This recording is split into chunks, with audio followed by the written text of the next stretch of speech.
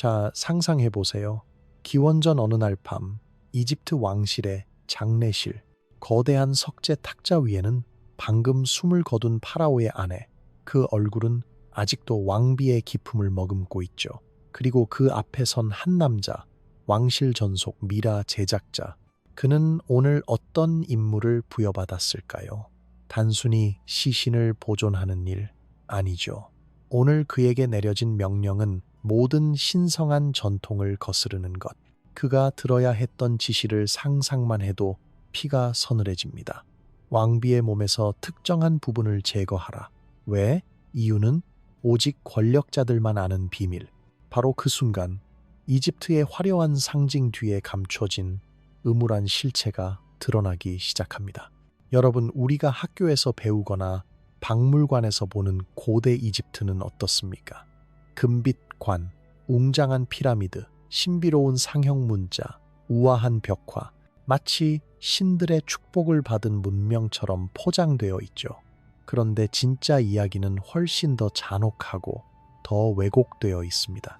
빅토리아 시대 학자들이 손으로 가려버린 증거들, 너무 충격적이라 대중 앞에 전시되지 못한 파피루스 문서들, 그리고 관광객들은 절대 볼 수 없는 신전에 숨겨진 비문들, 그 속에는 우리가 감히 상상도 못할 성적 관습과 의식이 기록되어 있습니다. 여러분께 장담합니다. 오늘 제가 들려드릴 내용은 여러분이 지금까지 알고 있던 고대 이집트의 이미지를 완전히 박살내버릴 겁니다. 파라오의 침실에서부터 신전 제단까지 그들의 성은 단순한 쾌락이 아니었습니다. 그것은 우주의 질서를 유지하는 도구였고 정치적 무기로 쓰였으며 때로는 아이들의 몸과 영혼을 갈아넣는 희생이었습니다. 충격적이죠? 하지만 이 모든 게 고고학적 증거와 고대 문서 속에 그대로 남아 있습니다. 한번 생각해 보세요. 파라오가 성적으로 무능하면 나일강이 범람이 멈추고 밀밭은 메말라 버린다고 믿었습니다. 파라오의 능력이 곧 이집트의 운명. 그래서 왕실의 침실은 단순한 사적인 공간이 아니었어요. 거기는 우주를 움직이는 엔진이었고 파라오의 성적 행위 하나하나가 곧 신과의 계약이었습니다. 미친 얘기 같지만 그게 그들의 믿음이었습니다. 문제는 이 믿음이 어두운 방향으로 흘렀다는 겁니다. 왕과 귀족들은 권력 유지를 위해 성을 무기로 삼았고 신전의 제사장들은 신과의 대화라며 온갖 성적 의식을 합리화했죠. 그 과정에서 희생된 건 누구였을까요? 바로 아이들이었습니다. 가정에서 헌납된 소년, 소녀들, 전쟁 포로로 끌려온 어린 노예들, 이들에게는 선택권이 없었습니다. 그들의 몸은 종교의 재산이자 신에게 바치는 도구로 취급됐습니다. 그리고 바로 여기서부터 오늘 이야기의 문이 열립니다. 우리는 이제 이집트가 남긴 섬뜩한 증거들을 하나씩 들여다보게 될 겁니다. 그리고 그 증거들은 우리에게 아주 불편한 진실을 말해줄 겁니다. 그럼 이제 본격적으로 첫 번째 증거로 들어가 봅시다. 고대 이집트인들은 성적 에너지를 단순히 육체적 즐거움으로 보지 않았습니다. 그들에게 그것은 우주의 힘이었어요. 자, 상상해 보세요. 사랑을 나누는 순간 단순히 두 사람이 교감하는 게 아니라 신들과 대화를 나눈다고 믿었던 겁니다. 절정은 단순한 쾌감이 아니라 신에게 메시지를 전하는 의식이었고 자세 하나하나는 곧 기도의 형태였습니다. 듣기엔 약간 낭만적으로 들릴 수도 있죠. 하지만 문제는 이 믿음이 아이들과 노예, 약자들을 짓밟는 핑계로 쓰였다는 겁니다. 아이들의 몸은 신의 재산으로 여겨졌습니다. 그러니까 종교라는 이름 아래 모든 폭력이 정당화된 거죠. 너는 신을 섬기기 위해 태어났으니 내 몸은 우리 것이야. 이런 식이었습니다. 끔찍하죠? 하지만 고대 문헌은 그렇게 쓰여 있습니다. 이제 우리가 살펴볼 건 미라들입니다. 역사상 가장 유명한 발굴 장면 중 하나, 1920 본연 하워드 카터가 투탕카멘의 미라를 해부하던 순간을 떠올려 보세요. 전 세계가 흥분했죠. 하지만 그때 카터가 마주한 장면은 교과서에서 절대 다루지 않는 내용이었습니다. 왕의 성기가 통째로 제거되어 있었던 겁니다. 사후에 잘려나간 흔적이 너무나 뚜렷했죠. 더 충격적인 건 이게 투탕카멘만의 일이 아니었다는 겁니다. 다른 왕족 미라들 역시 비슷한 흔적을 가지고 있었습니다. 일부는 단순한 절제가 아니라 무슨 강화의식처럼 변형된 모습이었어요. 그리고 어떤 경우에는 이게 죽은 후가 아니라 살아있을 때 시행됐다는 증거까지 있습니다. 18왕조에 한 이름 없는 왕자가 있습니다. 그의 골반뼈에서는 살아있을 때 생식기가 제거된 흔적이 발견됐습니다. 이건 단순한 처벌이 아니었어요. 고대의 기록을 보면 죽은 자를 더 완전하게 만들기 위해 라는 표현이 반복됩니다. 다시 말해, 이건 의식이자 종교적 행위였던 겁니다. 여러분, 여기서 머리가 좀 멍해지지 않나요? 사후 세계에서 완벽한 몸을 갖추기 위해 오히려 생전의 몸을 훼손한다? 역설적이죠. 그런데 이집트인들에게는 그게 논리였습니다. 생식기를 잘라내야 신에게 더 완전한 봉헌이 된다고 믿었던 거죠. 이쯤에서 중요한 질문이 하나 생깁니다. 그렇다면 왜 우리는 이런 이야기를 학교에서 배우지 못했을까요? 바로 그 뒤에는 빅토리아 시대 고고학자들의 거대한 검열이 있었습니다. 당시 영국 학자들은 이런 사실을 발견하고도 보고서에 기록하지 않거나 일부러 삭제했습니다. 어떤 경우엔 발견된 유물을 아예 파괴해버리기도 했죠. 왜냐, 당시의 도덕 기준으로는 이건 세상에 내놓을 수 없는 외설이었기 때문입니다. 생각해보세요. 유럽의 상류층이 고대 유물에 열광하던 시절이었습니다. 파라오의 황금 마스크와 화려한 장식품은 팔아도 투탕카멘의 성기가 잘려 있었다는 보고서는 도저히 팔 수 없는 거였죠. 그래서 학자들은 조용히 덮어버린 겁니다. 우리는 오랫동안 미화된 이집트만 본 겁니다.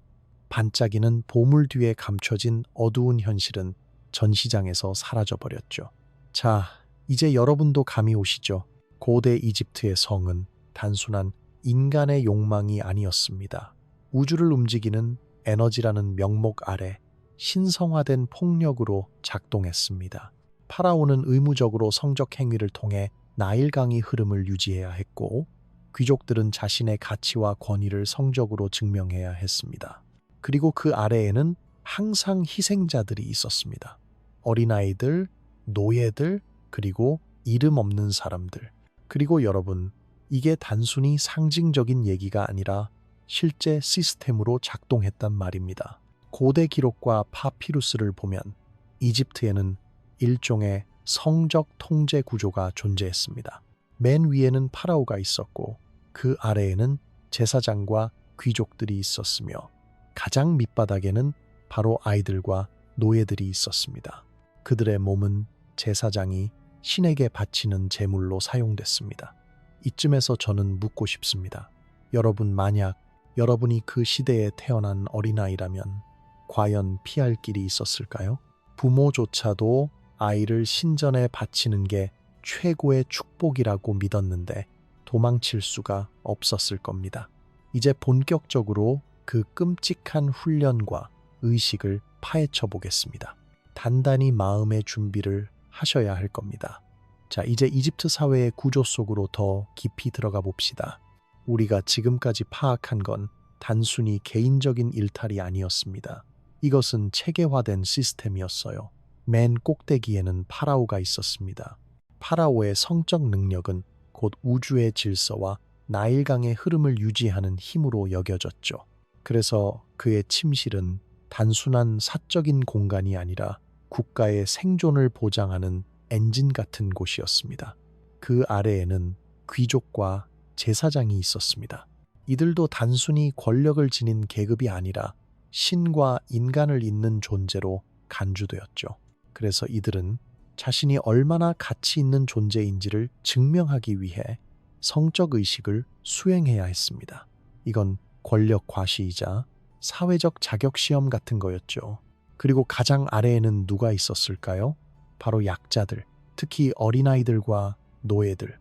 이들은 그 사회가 작동하기 위해 필요하다고 여겨진 희생이었습니다. 이집트의 종교와 정치 체계는 이들을 제물로 삼아 자신들의 질서를 유지했습니다. 이제 중요한 부분을 짚어야 합니다.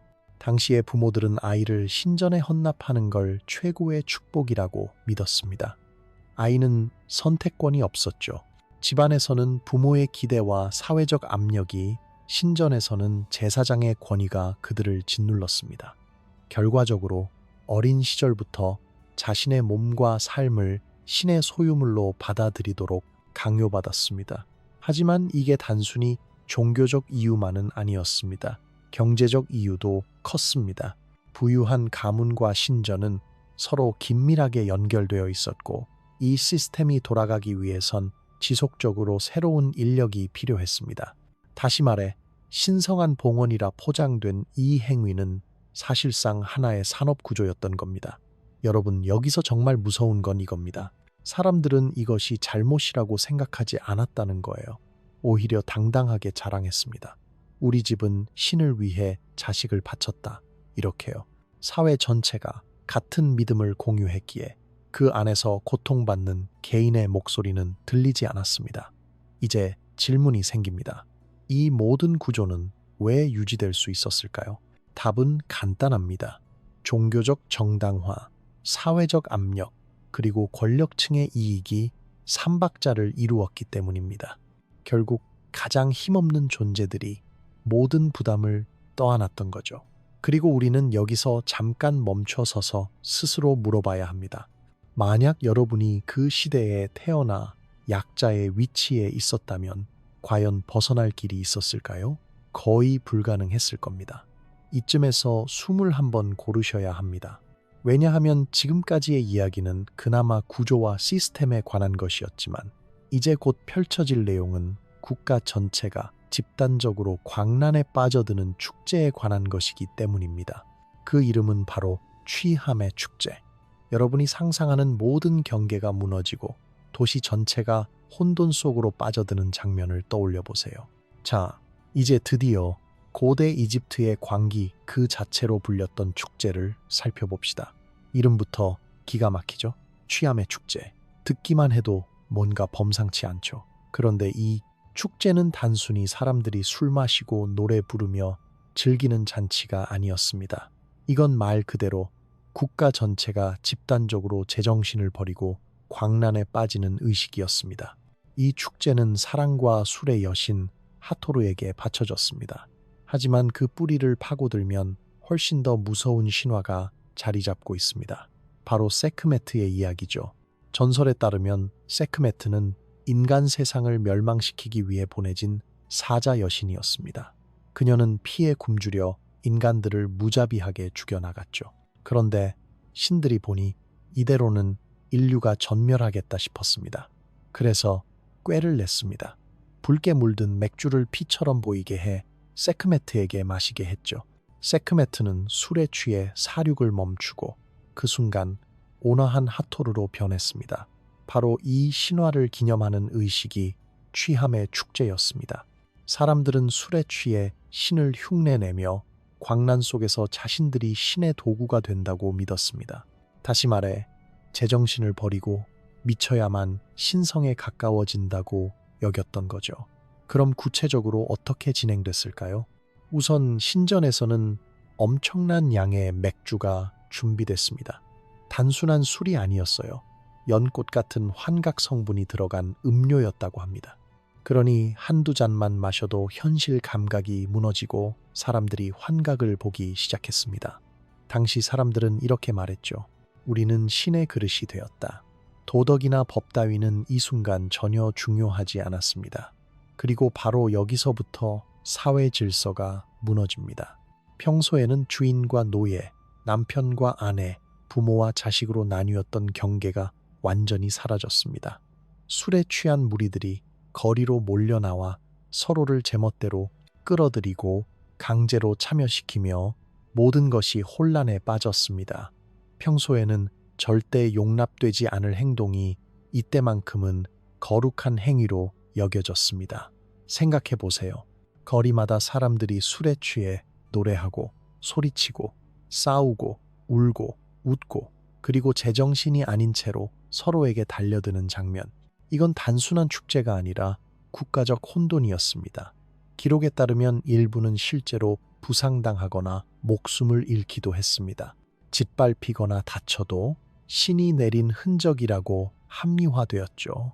그렇다면 왜 이런 걸 허락했을까요? 종교적 이유는 명백했습니다. 신의 분노를 잠재우고 동시에 신의 힘을 몸소 경험한다는 명목이었죠. 하지만 정치적 이유도 있었습니다. 1년에 한 번 백성들이 모든 억압과 분노를 폭발시킬 수 있도록 안전 밸브를 열어주는 겁니다. 다시 말해, 이 광란의 축제는 사회 불만을 해소하는 장치이자 권력 구조를 유지하기 위한 도구였습니다. 물론 외부인들의 눈에는 이 장면이 충격이었겠죠. 실제로 메소포타미아에서 온 외교관들이 남긴 기록에는 이집트인들은 신을 섬긴다는 이름으로 스스로를 짐승처럼 만든다라는 표현이 있습니다. 당시 다른 문명권에서도 경악할 정도의 수준이었던 겁니다. 하지만 이집트 내부에서는 완전히 다른 논리였습니다. 이때 벌어지는 모든 일은 신성하다. 폭력도, 혼란도, 그 모든 게 신에게 바치는 제물로 여겨졌습니다. 누군가 상처를 입으면 신이 너를 선택했다라고 위로했고, 누군가 목숨을 잃으면 그는 신의 곁으로 갔다라고 해석했습니다. 축제가 끝난 뒤의 후유증은 상상 이상이었습니다. 많은 이들이 기억을 잃었고 가족은 파괴되었으며 심지어 축제에서 태어난 아이들은 사회적으로 낙인이 찍혔습니다. 경제적으로도 엄청난 손실이 있었습니다. 도시 전체가 며칠 동안 마비되니 생산이 중단될 수밖에 없었죠. 그럼에도 불구하고 이 축제는 사라지지 않았습니다. 오히려 매년 반복되며 이집트 사회의 균형을 유지하는 도구로 자리 잡았습니다. 신전에서는 집단 의식을 위한 특별한 공간까지 마련했습니다. 고고학적 발굴에서 발견된 좁고 긴 방들이 바로 이런 의식용방으로 추정됩니다. 여러분, 지금까지의 이야기를 정리해 봅시다. 단순한 축제가 아니라 종교적 명분 아래 폭력과 혼돈이 제도화된 장치였던 거죠. 사회의 모든 금기를 깨부수고 그 과정을 신성화하여 오히려 체제를 강화하는 방식. 아이러니하지 않습니까? 그리고 이제 우리는 묻게 됩니다. 이런 축제가 과연 언제까지 지속될 수 있었을까? 그리고 결국 어떤 이유로 사라지게 되었을까? 그 답은 바로 이집트가 외부 세력과 맞닥뜨렸을 때 드러납니다. 그리스, 그리고 로마, 이 새로운 세상은 이집트의 광기를 받아들일 수 없었습니다. 자, 이제 질문으로 넘어가 봅시다. 이런 축제가 과연 언제까지 유지될 수 있었을까요? 영원히는 아니었습니다. 고대 이집트가 새로운 세력과 부딪히면서 그들의 광란은 더 이상 용납되지 않았습니다. 바로 그리스와 로마와의 충돌이었죠. 먼저 프톨레마이오스 왕조 시기를 보죠. 알렉산드로스 대왕 이후 그리스계 지배자들이 이집트를 다스리게 됩니다. 그리스인들은 철저한 합리주의 사고를 중시했죠. 철학, 수학, 논리. 그런데 이집트인들의 취함의 축제 같은 의식은 그들의 눈에 전혀 이해되지 않았습니다. 미신, 광기, 야만, 바로 이런 단어들로 불렸습니다. 하지만 문제는 이집트인들은 쉽게 이런 전통을 포기하지 않았다는 겁니다. 기록에 따르면 클레오파트라 1세는 이 축제를 제한하려고 시도했습니다. 그녀는 외부 세계, 특히 로마와의 관계를 고려했죠. 하지만 결과는 어땠을까요? 대규모 종교 반발이 일어났습니다. 제사장들과 보수적인 세력이 신의 분노를 산다며 반기를 들었습니다. 결국 그녀는 물러설 수밖에 없었습니다. 클레오파트라 3세는 더 교묘한 방법을 택했습니다. 겉으로는 로마에 보이기 위해 정화된 버전의 축제를 보여주었고, 실제로는 신전 내부에서 비밀리에 원래 의식을 유지했습니다. 일종의 이중 전략이었죠. 하지만 이 방법도 결국 아무도 만족시키지 못했습니다. 로마인들에게는 여전히 의심스러웠고, 이집트 전통주의자들에게는 반쪽짜리 타협이었습니다. 그리고 마침내 로마가 이집트를 정복했을 때 판도가 완전히 바뀌었습니다. 기원전 30년 아우구스투스가 이집트를 제국의 속주로 편입시킨 뒤 로마인들은 이집트의 종교적 실천을 조사했습니다. 결과는 충격이었습니다. 그들은 이 축제와 관련된 벽화, 파피루스, 의식 도구들을 보자마자 경악했습니다. 로마의 기록에는 이렇게 적혀 있습니다. 그들의 신전은 신을 섬기는 곳이 아니라 짐승의 굴과 같다. 그래서 로마는 가차 없었습니다. 군대를 보내 신전 벽화들을 파괴하고 파피루스를 불태우고 제사장들을 처형했습니다. 아예 체계적으로 지워버린 거죠. 고대 이집트가 수천 년간 유지해온 광란의 전통은 그렇게 막을 내렸습니다. 하지만 그 피해자들, 신전에 헌납되었던 아이들과 희생된 사람들, 그들의 상처는 치유되지 않았습니다. 사회 전체가 오랫동안 트라우마를 안고 살아야 했습니다. 그런데 여러분, 진짜 아이러니는 여기서부터 시작됩니다. 고대 이집트인들이 사라지게 된 이유는 로마의 철저한 억압 때문이었지만 오늘날 우리가 이 사실을 잘 모르는 이유는 또 다른 시대의 억압 때문입니다. 바로 19세기 빅토리아 시대죠. 이 시기 유럽은 고고학의 전성기를 맞이했습니다.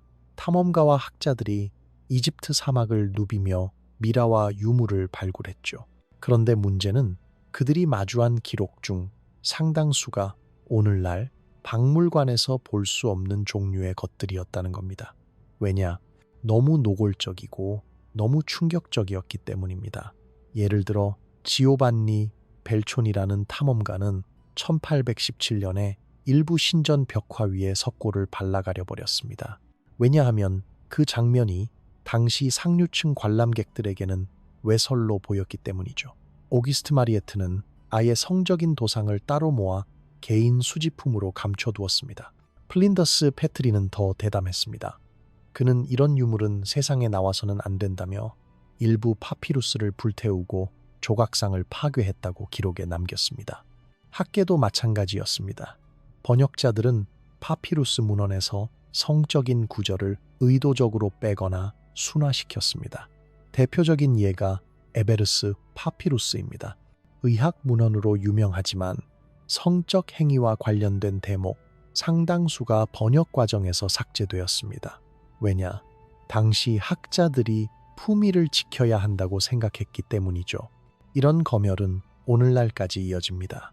여러분이 대형 박물관이나 루브르, 메트로폴리탄 미술관에 가면 수천 점의 유물이 보존소에 갇혀 있습니다. 학자들은 연구용이라고 하지만 사실상 일반인들에게 공개되지 않는 거죠. 심지어 디지털 시대에도 이런 검열은 남아 있습니다. 어떤 주제의 위키피디아 문서들은 편집 제한이 걸려 있어 새로운 연구 결과가 반영되지 못하기도 합니다. 결국 우리가 아는 고대 이집트는 화려한 금박과 장엄한 피라미드, 그리고 무덤 속 보물로 치장된 모습입니다. 하지만 그 이면에는 우리가 보지 못하는, 아니 보지 못하게 만들어진 잔혹한 현실이 숨어 있는 겁니다. 여러분, 여기서 우리가 배워야 할 건 단순히 이집트는 끔찍했다는 게 아닙니다. 더 중요한 건 권력자들이 언제나 자신들에게 불편한 진실을 가리고 역사를 원하는 대로 편집해 왔다는 사실입니다. 고대 제사장들이 아이들의 고통을 신의 이름으로 포장했듯 빅토리아 시대 학자들도 불편한 역사를 품위라는 이름으로 덮었습니다. 그러니 질문은 이것입니다. 우리는 지금 얼마나 많은 역사를 놓치고 있는 걸까요? 자, 이제 이야기를 마무리할 시간이 왔습니다.